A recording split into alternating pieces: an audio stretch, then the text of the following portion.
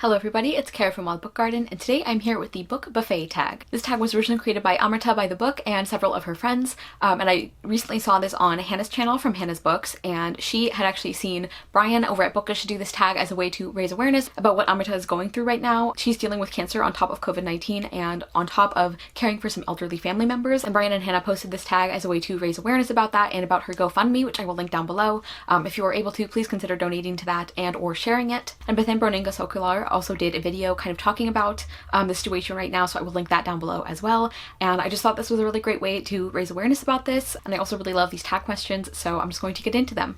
Number 1 is Appetizer, a short story, novelette, or novella that you wish could be expanded into a full-length novel / get a novel-length sequel. And for that one, I went with The Countess and the Frog by Kenley Davidson. This is a very short story or novella in the what's the name of it? Andari Chronicles series, and it's my favorite in the series so far. It's a Princess and the Frog retelling, although I really like the way that Kenley Davidson uses the stories that she retells as kind of like jumping off points and the way she interprets certain parts of them in really interesting ways. So it's definitely like a looser retelling, but I really enjoyed this one. I loved both main characters. I really liked the romance. The fact that this is kind of an age gap romance and that I still really liked it, I think speaks very highly in its favor because I usually don't like that. And I just thought their relationship was really beautifully developed, especially considering how short this story was, and I would love to have a novel-length version of this story, like to make it even more slow burn, and I just think that would be really great, so I'd love to see that. Number 2 is Salad Bar. Pick 3 ingredients, plot elements, writing style, tropes, etc. that would be in your ideal book salad. So I picked a slow burn romance, often with hate to love, although slow burn is more important than that for me. And the only good hate to love is slow burn, in my opinion. I would also want it to be a Shakespeare retelling of some kind. That's something I tend to really enjoy. And I would also love there to be knitting magic. That is something that I have seen very rarely, but I want to see more of. And I would love all of these things to be in the same book. That would be great. Number 3 is Dosa Station, a slim volume that packs a significant punch. And I picked 2 very different books for this question, but I think they both fit. The first one is Soul Lanterns by Shaw Kuski, translated by Emily Balistrieri. You might be getting tired of hearing me talk about this book because I feel like I've talked about it a lot lately, but it is just so fantastic and it absolutely packs a punch. This book is only about 200 pages, but it is really emotional and really effective. This is a book set in, I think, 1970. It's 25 years after the United States bombed Hiroshima and Nagasaki during World War II, and it's dealing with the lingering effects of that in terms of health consequences and also like psychological and mental and the traumatic experiences of that, the people who lost family members and friends and loved ones. And it's a really hard book to read in a lot of places, really intense. And it goes farther than I think a lot of people might expect it would, considering it is a middle grade. But I just think it's so important, and there are moments of hope as well. It's not a completely bleak story. I think it acknowledges the pain and the suffering while also providing some glimpses of hope for the future. And there's also a lot about family. So there's kind of like a couple of main elements to the story. So our main character is a young girl who, her and her classmates are assigned a project on Hiroshima then and now. And so they're talking to people about their experiences during the war and about the bombing and everything. But then also there's a lantern festival they do every year for the victims of that bombing. And when this main character is there, she sees her mother release a lantern that she doesn't know who it's for. And that kind of ends up taking her on this journey of like discovery about her family. And it's just a really well done book. I say this every time, but I think it's especially important for American readers, but I do think everybody could get something out of this. I just think it's a really profound book. I do want to mention that some people were very bothered by the straightforward writing style. I was not. I think it was a stylistic choice that made sense for the story and how direct and raw it is, but I guess keep that in mind. But I thought this was brilliant. And then the other one I wanted to talk about is a very recent read, and that is A Christmas Carol by Charles Dickens. This is actually a bind-up.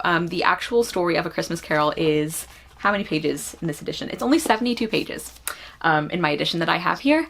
And like, this was just such a surprise for me because I have seen adaptations of it before that I liked well enough, but I didn't have any particularly strong feelings about the story, and I had never read the original book. And I just on a whim picked it up because I had always wanted to read it around Christmas, and I did that this year, and I absolutely fell in love with it. I read the whole thing in one night. I could not put it down. I was so just enraptured by this story. I loved the writing, I loved the humor, I obviously loved the messages, and this is a really I say this in my Christmas Carol book tag, but this is just a really scathing critique of capitalism and commercialism, and I think that sometimes gets buried underneath the like cutesy stuff that people do in the adaptations. And the story itself is a lot less cheesy than I think the adaptations can be sometimes. The story itself just felt really profound and really genuine to me in a way that sometimes movie versions I have seen have not been. But yeah, I just think this is an incredibly powerful story, and I am so glad I read it. And yeah, just like one of the biggest surprises of the year for me, honestly. So I really loved this one. Also now very conflicted about my feelings on Charles Dickens because I have hated 2 of his books and loved 2 of his books, so I am no closer to figuring out how I feel about him as an author. Number 4, Pasta, a book that brings you comfort and leaves you fully satisfied and content when you're done with it. And I actually want to do a book, or a video, I mean, on some of my favorite comfort rereads, so that will be coming at some point, but one of the ones that is definitely going to be on that list is The Blue Castle by Lucy Maud Montgomery. I have read this book so many times when I have needed comfort, and I just love it so much. It's my favorite thing Ellen Montgomery has written. It's one of my favorite books. It's just so satisfying, and it doesn't seem like it would be necessarily uplifting or satisfying, but I promise it is. At the beginning of the book, our main character, Valency Sterling, gets some very, very bad medical news, and it kind of turns out to be a great thing for her because she decides that she's just going to start telling people what she thinks of them. And she's not rude about it, but she's just very, very honest for the first time kind of in her life. So she tells off her horrible family who treat her badly and make her miserable. She stands up for herself. She spends time with people that she actually likes being around and who treat her well. And it is just so wonderful and satisfying. Like, the first chunk of this book is still one of the most satisfying things I have ever read. And it is every time I reread it, because it is just like so good to see her stand up to her horrible family.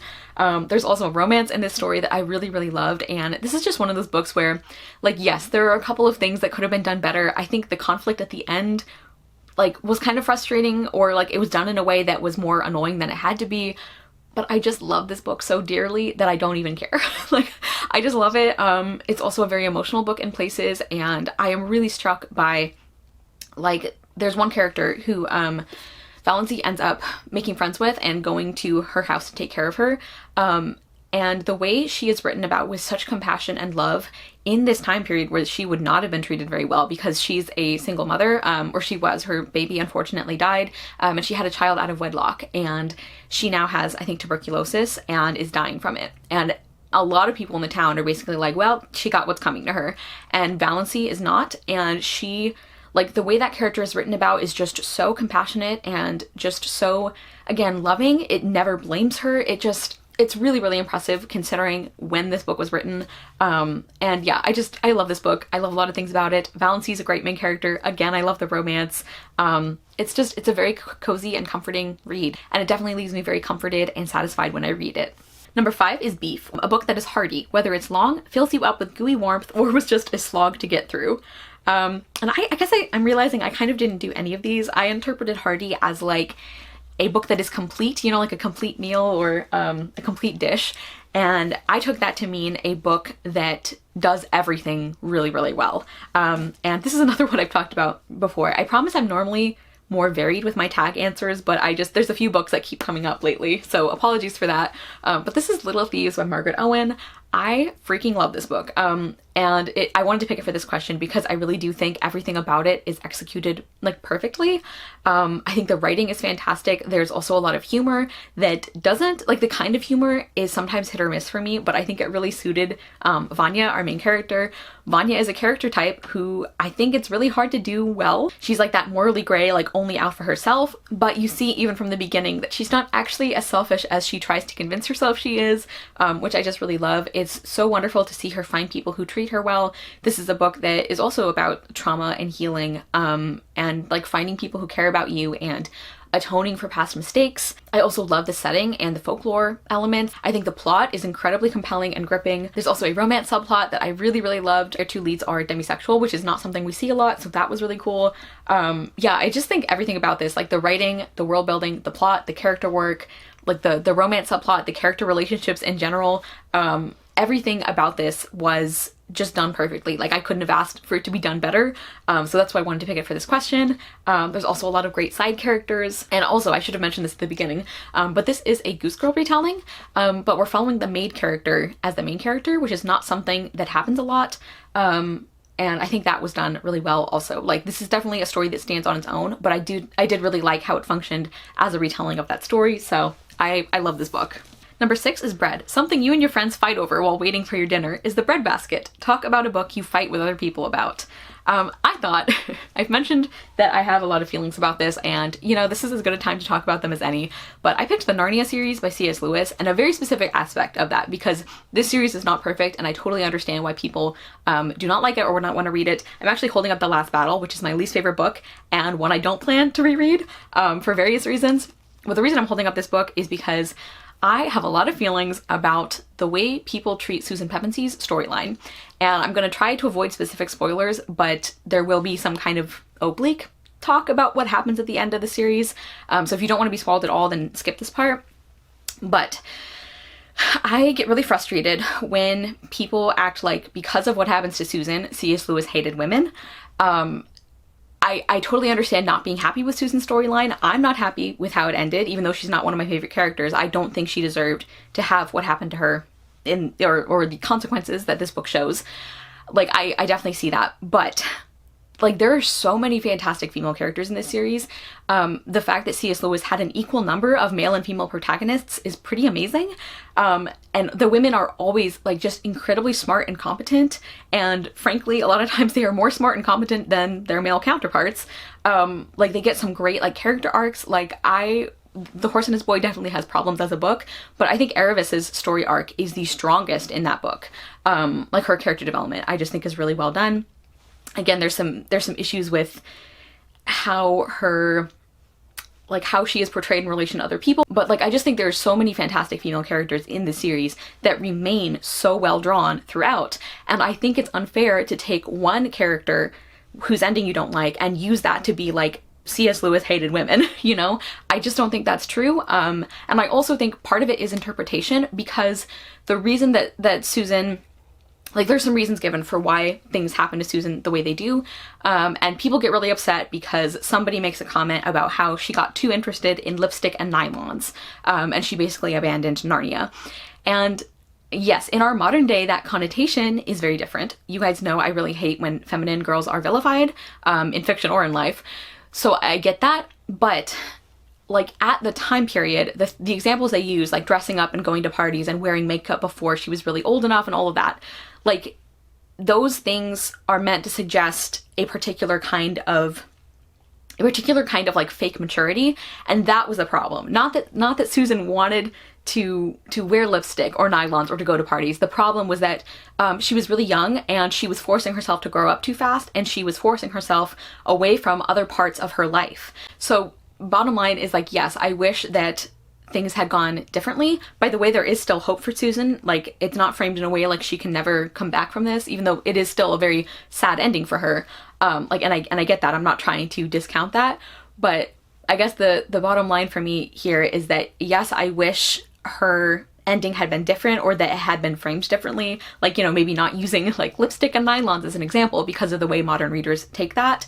So I do agree with that, but I think to take what Susan's storyline is and use that to explain not just the entire series, but how C.S. Lewis as a person treated women, I think that's a mistake. Again, like, I know people obviously have different opinions about that, and just to reiterate, there are problems with this series that I acknowledge, and I'm not saying that this series has no problematic elements at all. That's definitely not what I'm saying.